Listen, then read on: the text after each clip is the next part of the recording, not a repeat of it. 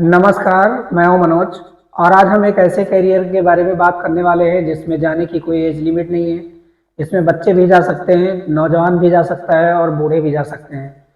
इस वाले करियर में साथ-साथ में हम ये भी समझेंगे कि हमें कौन से स्किल की ज़्यादा ज़रूरत होती है, कौन से स्किल पे ज़्यादा काम करना होता है और हम ये भी जान पाएँगे कि ये वाले करियर में जाने के बाद में हमें कितनी आमदनी होगी, कितनी सैलरी मिलेगी और हम कितने पैसे कमा पाएँगे। तो ये वाला जो करियर जिसकी हम बात कर रहे हैं, ये करियर है म्यूजिशियन का, यानी कि एक संगीतकार का। अगर हम एक संगीतकार के रूप में काम करना चाहते हैं और हम अपने जीवन में एक संगीतकार बनना चाहते हैं, एक म्यूजिशियन बनना चाहते हैं, तो ये वाले करियर की हम बात कर रहे हैं। सबसे पहले हम ये समझते हैं कि ये जो म्यूजिशियन होता है, ये म्यूजिशियन होता क्या है, ये म्यूजिशियन क्या होता है और ये लोग क्या क्या काम करते हैं, इनके काम क्या क्या होते हैं। तो ये म्यूजिशियन जो है ये गाना गाता है, यानी सिंगिंग का काम करता है। जो सिंगिंग में सिंगिंग के लोग भी होते हैं, सिंगिंग करने का काम म्यूजिशियन के अंडर में ही आता है। ये वाद्य यंत्र बजाता है। अभी के जो यंत्र हैं, जो वाद्य यंत्र हैं, जो इंस्ट्रूमेंट हैं, पहले ये मैनुअली होते थे, ये हाथों के बनाए हुए यंत्र होते थे, जैसे ढोलक, नगाड़े, ये सब। लेकिन आजकल के यंत्र जो हैं वो इलेक्ट्रॉनिक भी आ गए हैं। इलेक्ट्रॉनिक यंत्रों का भी लोग इस्तेमाल करते हैं। ये कंपोजर का काम करता है, संगीत रचता है। इसका संगीत के रचनाकार का भी काम होता है, इसका म्यूजिशियन का। गानों की धुन और रिकॉर्डिंग करता है, ये रिकॉर्डिंग पर काम करता है, यानी म्यूजिक को प्रोड्यूस करता है, म्यूजिक का प्रोड्यूसिंग का काम करता है।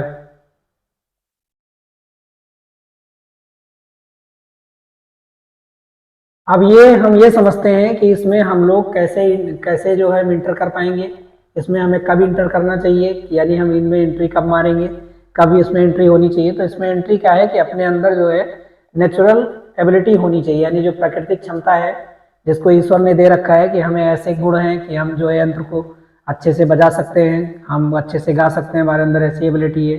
हमारे अंदर वो एबिलिटी है कि हम कोई नए नए कंपोजिंग का काम कर सकते हैं, नए नए म्यूजिक बना सकते हैं, हम नए नए बैकग्राउंड म्यूजिक की क्रिएटिंग कर सकते हैं। अगर ऐसी क्षमता है तो हमें इसमें इंटर करना चाहिए।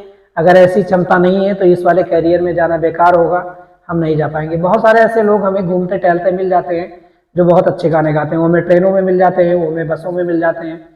वो कहीं पे पैसे अपने गाने बजा के पैसे मांगते हैं। उसको बहुत सारे लोग ये सोचते हैं कि ये भीख मांगने का काम कर रहा है, लेकिन वो भीख मांगने का काम नहीं होता है। वो लोग अपना हुनर दिखाते हैं, आपके दिमाग को खुश करते हैं और खुश करने के बदले में अगर आप उनको कुछ पैसे देते हैं तो भीख मांगना नहीं होता है।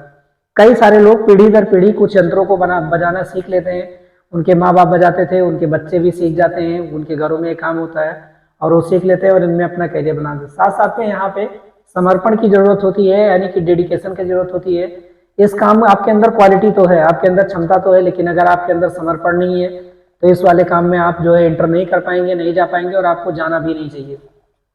इसमें बहुत ज़्यादा प्रैक्टिस की ज़रूरत होती है।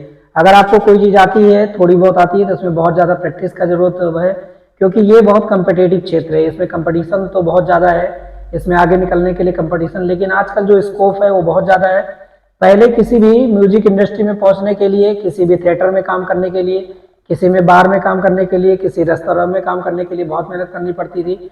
लेकिन आजकल जो है सोशल मीडिया के दौर है। अगर आपको कुछ कोई नहीं ले रहा है, कोई नहीं पूछ रहा है, तो आप एक यूट्यूब चैनल, एक फेसबुक पे चैनल बना के आप अपने काम को चालू कर सकते हैं, अपने कला का प्रदर्शन कर सकते हैं। तो ये स्कोप अब बहुत ज़्यादा है।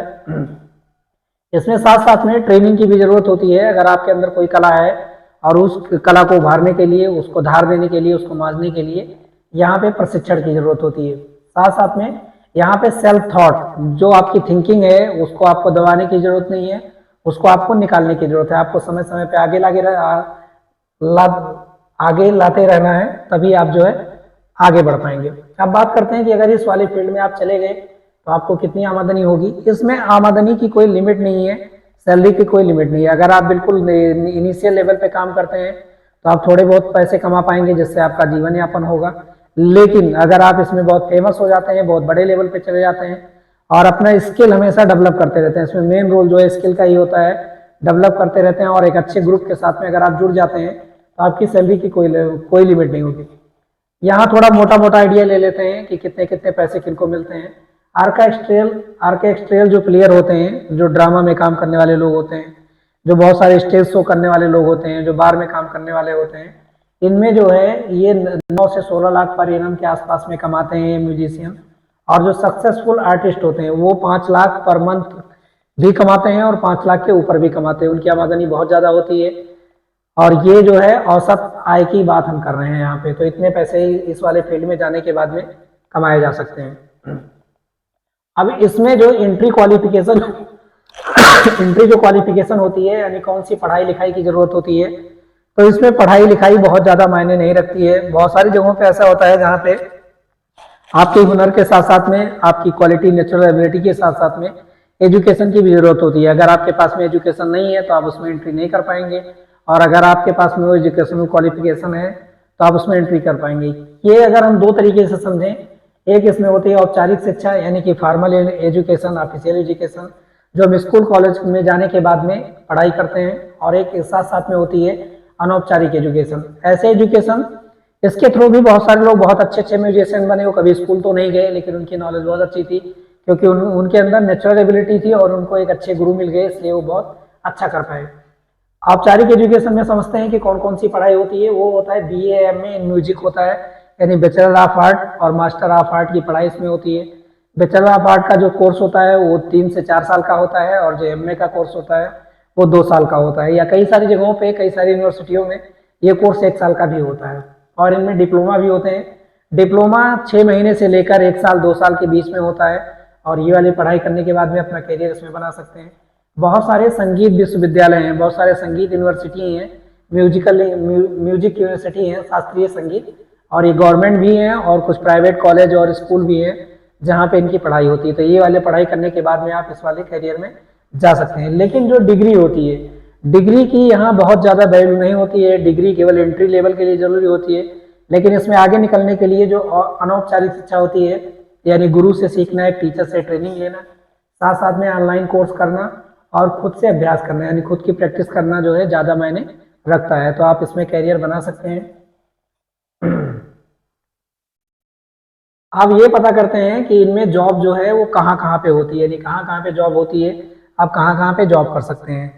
तो बहुत सारे लोग जो बिल्कुल पढ़े लिखे नहीं रहते हैं, तो इसमें अगर कोई आदमी ये काम सीख जाता है, कोई म्यूजिक बजाना सीख जाता है, तो कभी भूखा नहीं रहेगा। बहुत सारे लोग हमें ट्रेनों में मिलते हैं, बसों में मिलते हैं, वो बहुत अच्छी म्यूजिक बजाते हैं और उनकी म्यूजिक हमें खुश भी करती है, और उसके बदले में बहुत सारे लोग उनको पैसे देते हैं और बहुत अच्छा गाते हैं। बहुत सारे सोशल मीडिया पे ऐसे वायरल हैं जिनका म्यूजिक हम बार बार सुनते हैं। बहुत सारे लोग नौटंकी नाच जो गांव में पहले होती थी, अभी तो उसका क्रेज बहुत कम हो गया। आर्केस्ट्रा का क्रेज आज भी है, डीजे का क्रेज आज भी है, डीजे में बहुत लोग गाते हैं, बजाते भी हैं और एज ए म्यूजिशियन काम करते हैं। तो छोटे लेवल पे भी इस काम को किया जा सकता है। गवर्नमेंट सेक्टर में भी इनमें नौकरियां होती हैं, जैसे मिलिट्री का आर्केस्ट्रा बैंड, वो लोग भी इसके लिए भर्ती किए जाते हैं।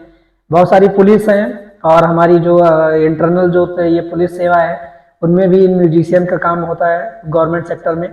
और साथ साथ में जो बहुत यूनिवर्सिटीज़ हैं, बहुत सारे गवर्नमेंट कॉलेज हैं जहाँ पे म्यूजिक की पढ़ाई होती है, वहाँ अध्यापक के रूप में भी इनमें काम किया जा सकता है।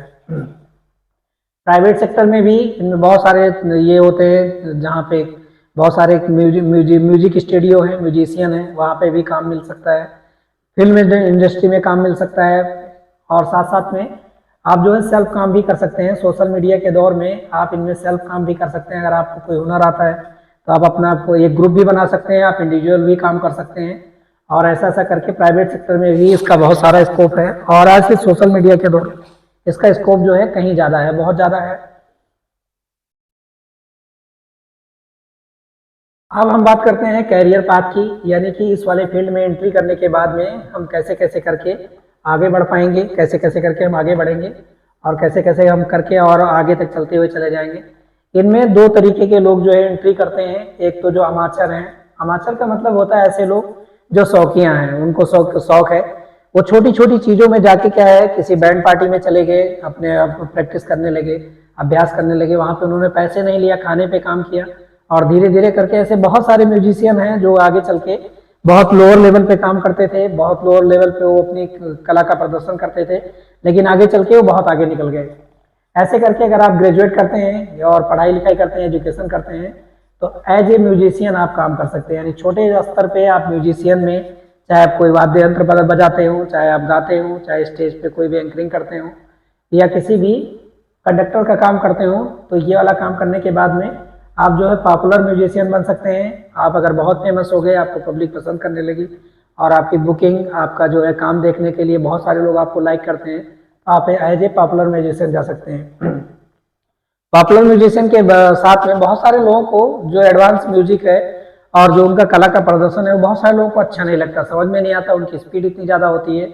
इसके साथ साथ में क्लासिकल म्यूजिशियन का भी काम कर सकते हैं। जो क्लासिकल म्यूजिक है, जिनमें स्लो में काम होता है और उनके जो गाने होते हैं, बजाने होते हैं, जो उनकी म्यूजिक होती है, उनका कुछ सेंस होता है और लोग बड़े भाव से इन गानों को सुनते हैं, एंजॉय करते हैं और उनके मन को शांति मिलती है। तो ये क्लासिकल म्यूजिक में भी काम कर सकते हैं। कंडक्टर, आपने देखा होगा कि बहुत सारे जो ऑर्केस्ट्रा बैंड होते हैं और बहुत सारे लोग जो काम करने वाले होते हैं, उनमें एक इंस्ट्रक्टर रहता है। इंस्ट्रक्टर क्या करता है, उसके हाथ में 2 छड़ी रहती है और छड़ी के सहारे में वो इंस्ट्रक्ट करता है कि आप कौन बजाएगा, आप कौन बजाएगा, आप कौन बजाएगा, और इसका बहुत अहम रोल होता है। उसके थ्रू जो है एक बहुत अच्छी म्यूजिक जनरेट होती है और इसको मालूम होता है कौन किस समय बजाएगा तो कितनी अच्छी म्यूजिक निकलेगी। तो कंडक्टर के रूप में काम कर सकते हैं। साथ साथ में आप म्यूजिक कंपोजर के रूप में भी काम कर सकते हैं। कंपोजर जो होता है वो क्या करता है, म्यूजिक को कंपोज करता है।